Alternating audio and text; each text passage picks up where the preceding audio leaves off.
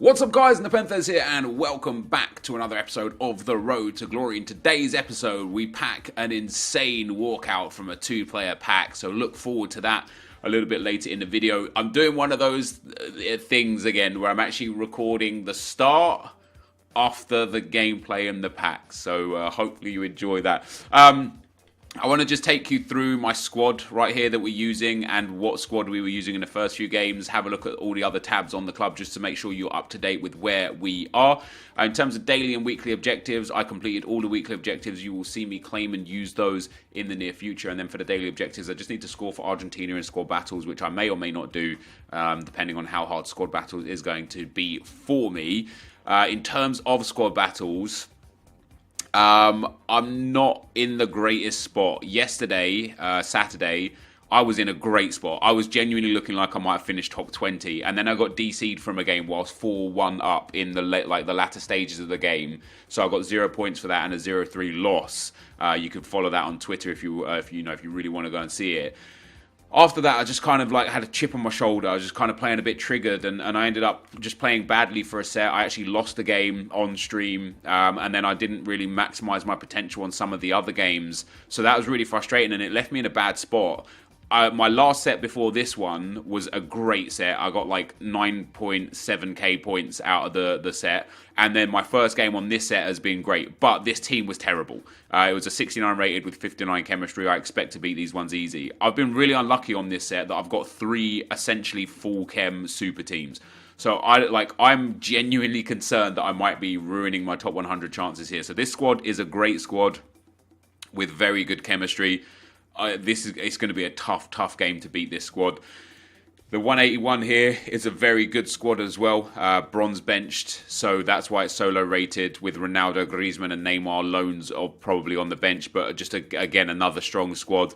And then my final team is another really good 183 team with some good players on the bench, Ronaldo, Rashford, Lacazette, and then also a really good starter squad. So I'm going to have to play my socks off to get wins through these 3 games. And then I've got one more set of games. I'm not too far out of the top 100 already, so 83,500 for me, 86,200 for 100th spot. A lot of the guys up here have already played their whole set of games, whereas I've got 3 spare. So even if I got 6,000 points from those 3, I would get into the low top 100 spots. But I'm just genuinely gutted with myself, man. I lost a game, I got DC'd from a game, and I only narrowly won in a couple of games, and it's just really thrown me. I feel like I'm about 4,000 or 5,000 points from where I should be right now. But hey, that's life. If we don't get top 100 this week, so be it. We'll still get those Elite 1 rewards, and that'll be it for me for squad battles. In terms of FUT Rivals, I haven't played much. You're going to see some gameplay here today. I have played 7 games so far this week, and I've won 5 of those, drawn 1 and lost 1. You can see in the top right-hand corner, my skill rating is quite high at 1738. Maybe you can't see because my face cam is there, but let me tell you, let me here, look, I'll show you guys. That my skill rating is quite high, so my skill rating is 1738. So I'm in a really comfortable position to just stay in Division 4, which on this account, I'm so happy with right now. We're still in Rank 3. I am a fair way away from Rank 2, which is where I want to kind of aim for every week. I don't care for Rank 1 because and this, I think, is something that EA have got massively wrong again in terms of the disparity of rank rewards, right? You need an extra, at the moment, 6,000 points from rank 2 to rank 1. 6,000 points could potentially take you as few as 7 or 8 games, but as many as 20 to 30 games for those 6,000 points. In my opinion, it's just not worth it. The rank 2 rewards, as we know from last week, 250k is untradeable, 2 mega packs untradeable, and 2 15k's untradeable.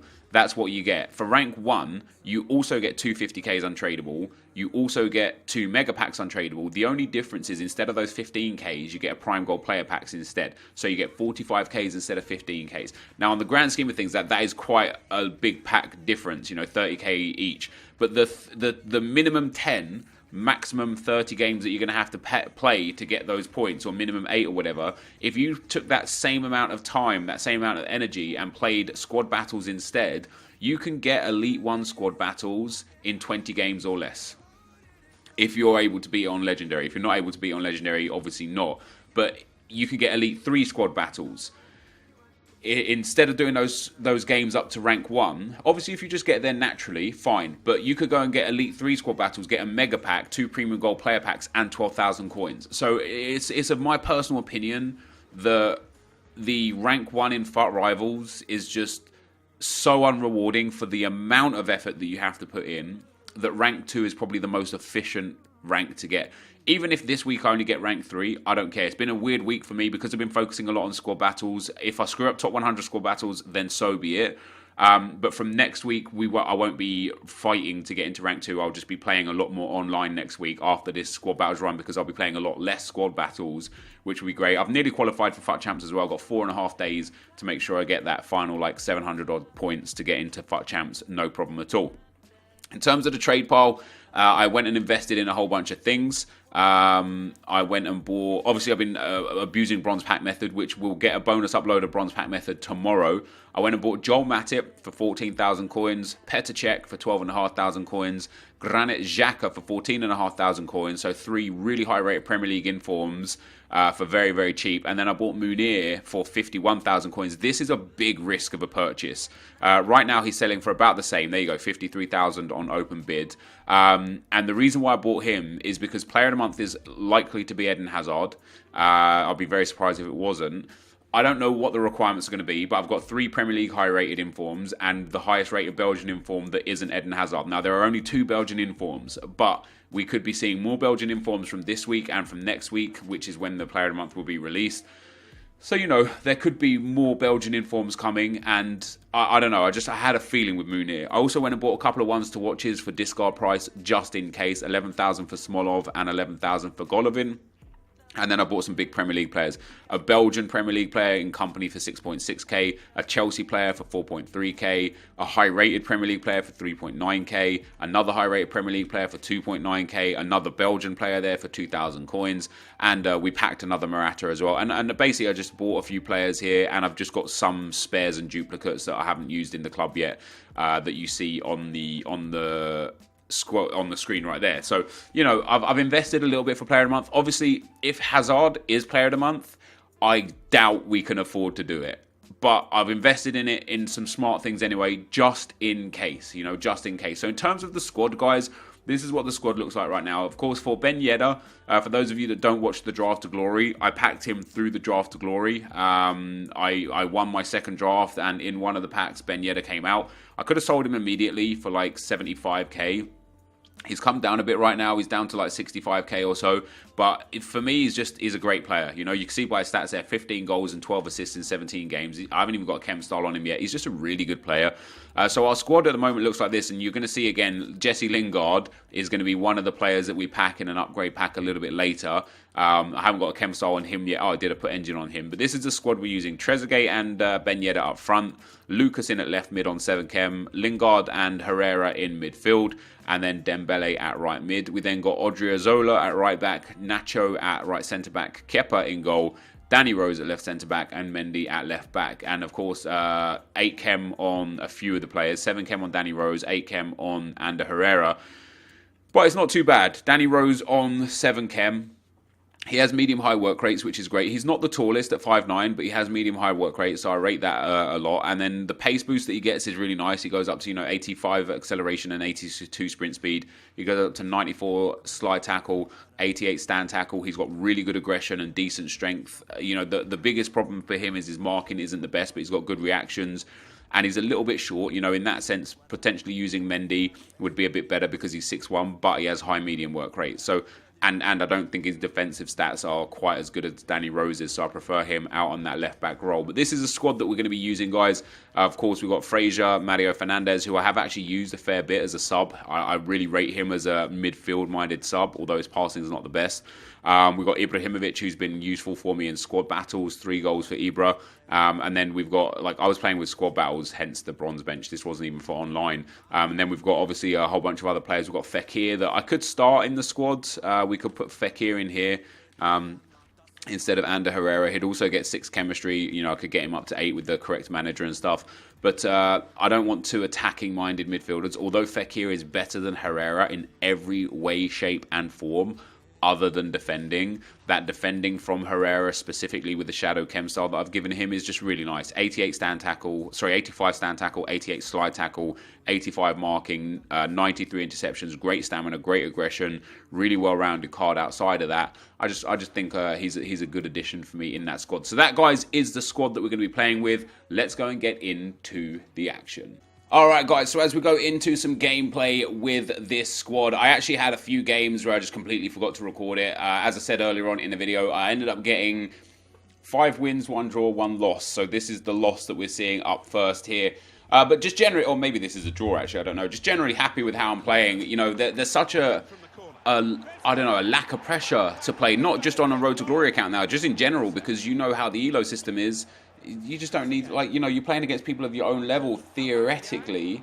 And so, like, for me, when I concede goals or when I score goals or when dumb stuff happens, I'm kind of just less bothered by it. And for me, that is a massive, massive thing, you know. It's going to make sure that my life is just calmer, I suppose, over the next 9 months. We got some comments from the video, dude. Carrot says, what's up with the aspect ratio? Genuinely don't know. On the video, like, I did, like, when I was reading through the comments, I was like, what does it even mean? So I watched the video back, and yes, like, it's expanded. Genuinely don't know. The video on my desktop is still perfect, so in the space of me uploading it from my desktop to YouTube, that has happened in the upload somewhere. The way YouTube encoded it or something, it's gone wrong. I wish I knew how to fix it. I can't do anything about that. Like, the video on my desktop was absolutely perfect. Like every other video ever before. I don't know why it went like that when it got uploaded to YouTube, but it was still watchable. So thank you guys for still tuning in on that one.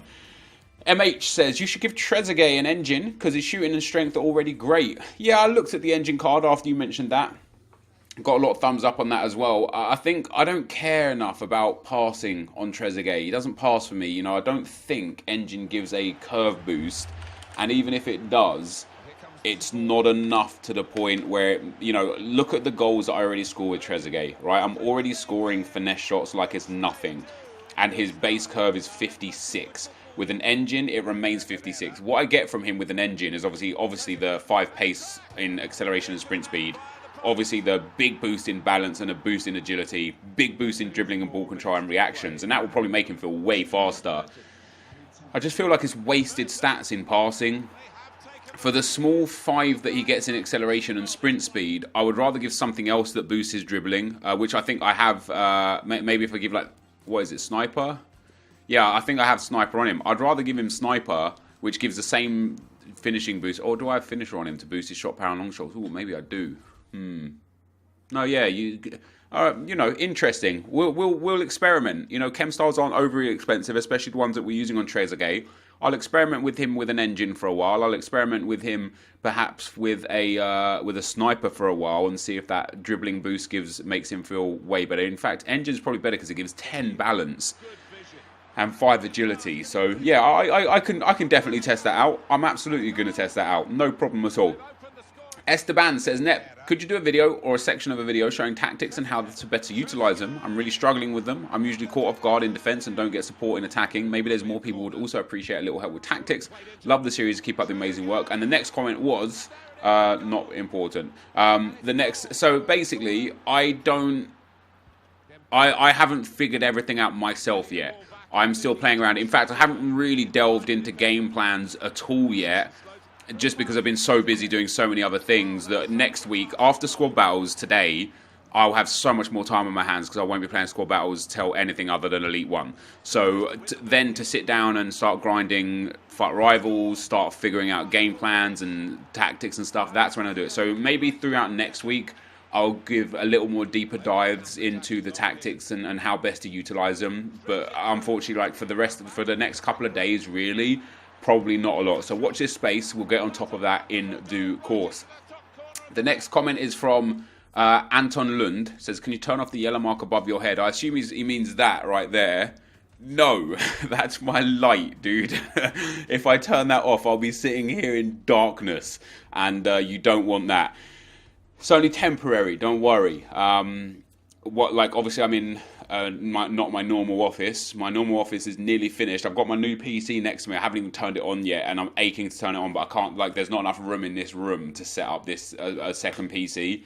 My office should be completed middle to back end of next week. So next weekend, at the latest, the middle of the next week, I'll be fully set up in my new office. The lighting will be perfect. The sound will be perfect. The background won't have, illuminated ring lights and stuff. So yeah, for now, sadly, dude, unless I sit like this, no. Although that looks alright, doesn't it? Yeah, no, sadly. Sorry, but maybe next week. Mitch McAdam says, I got extremely lucky in my UCL pack and got Ericsson. Well done, dude. I got relatively unlucky in mine, but I wonder if it's something EA are going to do more of, because there are so many Champions League players. It gives a good opportunity for EA to just keep rewarding people. Maybe once a week, an SBC for a two-player pack, two-player UCL pack. Boom. You might get something good, you might not. Hey, if you don't, you don't. And if you do, sick. And wait till next week and get another one. That would be sick. That would be sick. I've just generally been impressed with what EA have done and how easy they've made it to create a good team and get players. In terms of pay to win versus play to win, or pay to play versus play to play, or you know what I mean. We're definitely in a position here where, I have put almost no time, not much time or energy into this, this pack only Road to Glory account, and I've got an insane amount of items. Even if I was running this as a regular Road to Glory and I sold all my items, the team that I could build would be mental. It would be mental, the kind of squad that I could put together. I'd be able to go out there and get Davinson Sanchez, Kyle Walker, or Antonio Valencia. I'd be able to go out there and get Eric Bailly. We'd be able to go out there and get a good midfielder. And there is our huge walkout, guys. 87 Gerard Piqué.